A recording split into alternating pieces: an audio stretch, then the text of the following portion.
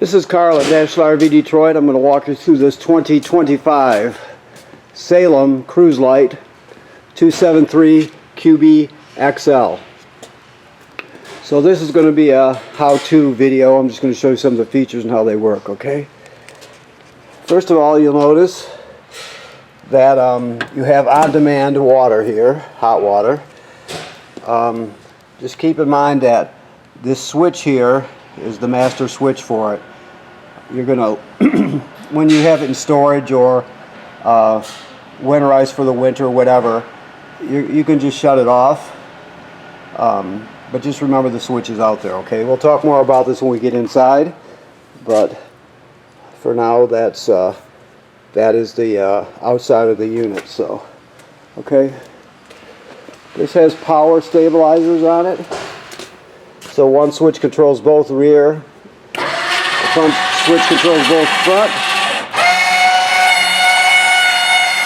Like so. This is a water spray port here. You get a coiled sprayer with it. Okay.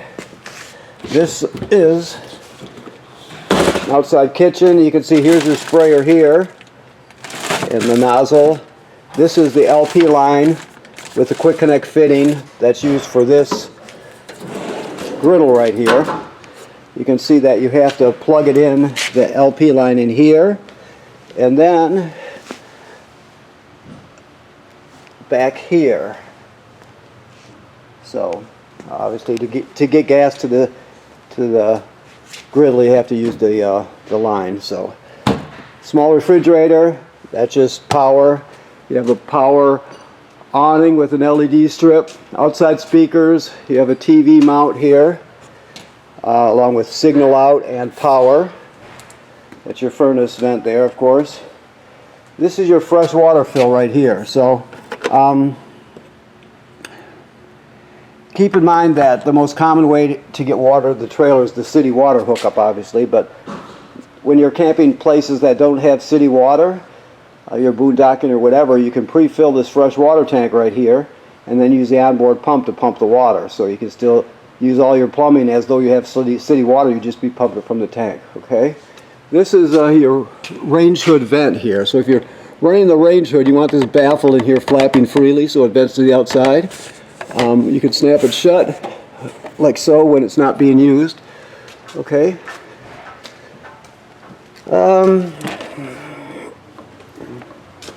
There's the front stabilizer switch for both front. Let me get this open here. You're getting a hitch with this. So this is a Husky centerline weight distribution hitch with built-in sway control. We'll show you how that operates when you pick up. Let me get some light here. Oops. Okay. All right. This is your pass-through storage. We'll open the other side so we can see what's over there. You have two LP tanks which are full, deep cycle marine battery which is new, and you also have a kill switch for the battery. You want to shut it off, you put it in storage or whatever, you want to shut it off, disconnect it from the trailer, you can just turn that off and pull the key out. Power tongue jack. Okay.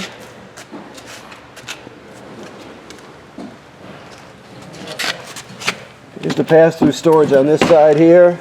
You have your 30 amp power cord here. You have your dump hose here and your reducer for your power cord.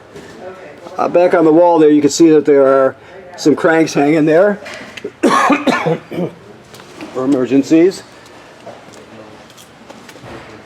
We're just using our shop cord here right now, but that's where it plugs in. You have your valves, your black and gray tank valves here. You have an outside shower / sprayer, and of course this is cable and satellite into the system, into the trailer. Your city water hookup here, and your black tank flush here. Like it says on the sticker, you always want the black tank valve open before you turn on the water here. So you hook up the hose at the dump station, open the valve, let it dump, leave the valve open, then turn on the black tank flush, turn on the water for it. You're also pre-wired for a backup camera. That's a Furrion backup camera kit that fits in there.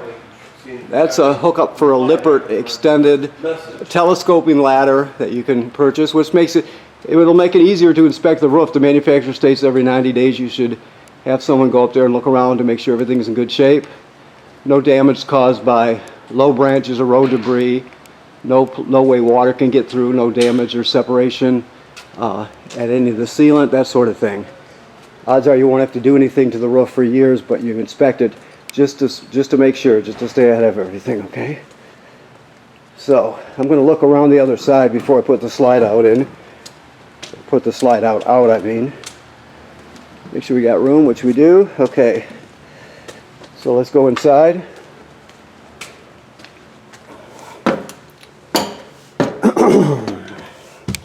First thing we'll do is we'll get some light. Awning light there. Of course, this is the awning control right there, in and out. Never leave the awning out unattended. If you're not going to be at the campsite, make sure you roll it in. Let's send this slide room out.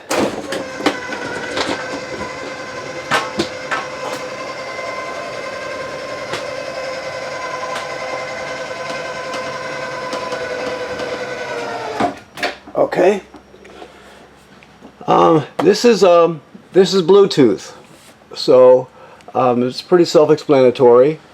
You hook up to this unit, and you have a regular USB-C charger here, or port right there, on and off, obviously, and you're just going to connect with it. You go to the Bluetooth in your phone or tablet and connect to it, pair to it. Okay.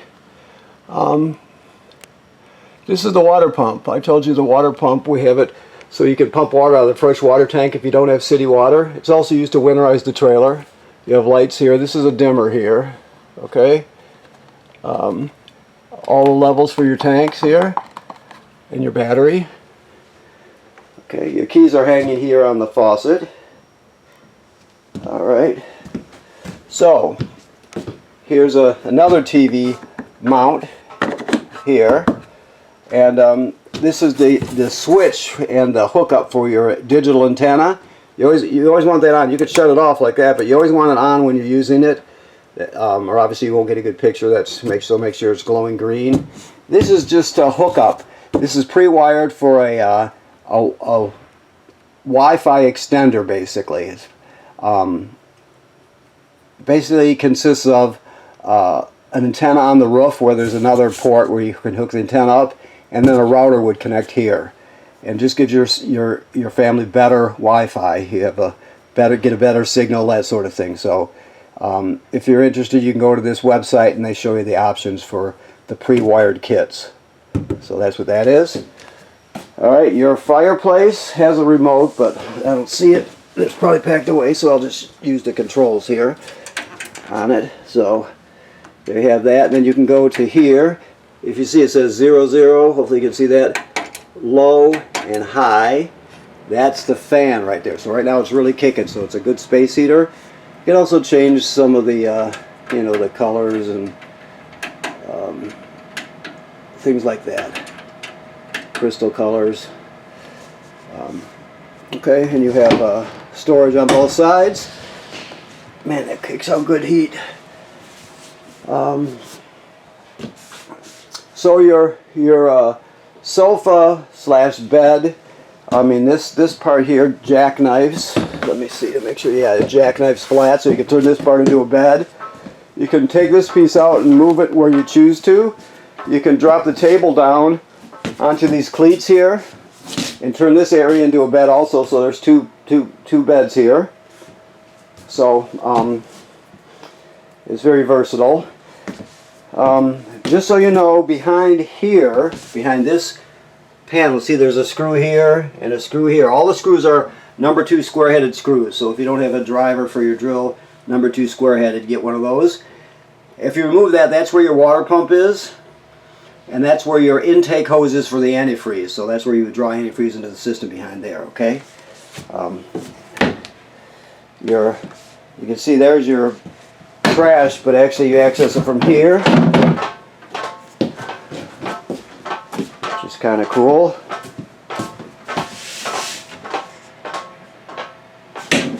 Okay, there's your packet with your stuff in there. Okay, your range, or no, not your range, your microwave is behind this cover here, along with your range hood. So you have light and fan. Remember I told you that there's that baffle on the outside, you want that open if you're venting to the outside. You have your microwave here, works like any other microwave. Okay. You have a rack over here. When it comes to your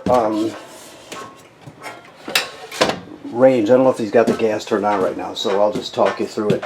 You have your sparker here. You turn this clockwise to spark. Then you have your three burner knobs here and your oven. So the oven works a little bit different. It's got a pilot light back there. You can even see it sparking back there, okay? So what you do to light the oven, you'll go to the picture of the flame, or the symbol for the flame, I guess. You'll depress it and keep it depressed. Then you'll spark it till you see it light down here. Once you see it light, you hold it in for another 10 or 15 seconds to heat up the thermocouple. Then you go to operating temperature. When you shut it off, the flame will go out, obviously, for the oven, but also the flame on the pilot light goes out. So you have to relight the pilot light each time you use the oven. Okay? And here is your always have this closed when you're traveling. Refrigerator. Looks like any other refrigerator. Let's see here. Your thermostat is very simple. You just poke it here till you get to the mode, and then you can scroll through the different modes. I'll go back to off here. Select off, off again. But you can also select the temperature. It's all very simple. So to select, you push it, and to select a mode, you push it, and then to adjust it, like the thermostat, whatever, you turn it clockwise and counterclockwise. When it comes to your bathroom, this is a GFCI plug. All the plugs are wired through a GFCI, even the one on the outside. So if you're using something outside that pops, you're going to reset it in here. This is for your on-demand water. Now it's got antifreeze in it right now, so I can't turn it on. Keep in mind that it has a safety feature. If there's no water available, it will not light the burner. So if you don't have water, city water hooked up to the trailer with the valve turned on, it won't light. Or the other option is to have water in your fresh water tank and the pump turned on. So if you have that condition, it'll light, or if you have city water hooked up, it'll light. Otherwise, it will not. This just changes it from Fahrenheit to Celsius. This is just to raise and lower your temperature. Right now it's set at 122. 120 is pretty common, 115, 120. But so as soon as you turn a hot water valve on, you'll see you'll see a picture of a flame and a wheel turning, and it'll crank up the heat really quickly, and it'll just take a few seconds to get hot water. Okay. So, okay. The shower works like any other shower. The toilet has a flush pedal right here, as you can see. So like all RV toilets or all trailer toilets, it sits right over a black tank. So when you get to the campground, you hook up your power and your water, of course, then you come over here, you put a dose of chemical right in the bowl, then you'll step on the pedal and hold it down until you put at least a gallon of water in the tank below along with the chemical. You can use more than a gallon, just don't use less, and then it's ready to use. If you don't do that, it's considered using it dry, and it'll get clogged up, it'll smell bad, it'll just be a mess. So always make sure you use chemical and water, at least a gallon of water. This is your carbon monoxide LP gas detector right here. It should always be glowing green. If not, get it serviced immediately. Don't put it off. It's very important, obviously. Closet, pantry, whatever. So here we have your bunk room. Back here, let's see where the lights are here. Right here. Okay, get another one going. Okay, so this is emergency window here. You obviously pull this lever out, push it through to open the window, and then you're gonna pull the red tab to pull the screen out to escape in an emergency. This sofa jackknifes flat into a bed. This can go up it slats right here, but it can go up into the upper position to get it out of your way if you're sitting on the sofa. So it's got a lot of room. It's got enough room to sleep 4 people actually. This is your power converter right here. Okay. This converts AC to DC power. So when you're plugged into shore power, you got 120 AC here at these circuit breakers. You can see they're all labeled. So this is AC power. Then it's converted to 12 volt DC on this side. So you got 12 volt fuses, and they're all labeled, right? So it converts AC to DC. Then it's also a battery tender. As long as you're plugged into shore power, it's going to sense how much energy your battery up on the tongue needs, and it'll send as many amps necessary to charge it up. So it's also a battery charger. It already detects what kind of battery you have, so you don't have to worry about that. Okay. Let's see what else we have here. Another TV hookup here. Okay, so the master bedroom is left. We'll go here. Talk about that a bit. Okay, so another emergency window over here. Another TV hookup here, and you have a backing plate for a bracket. Okay. This bed is powered, so here's your button right here.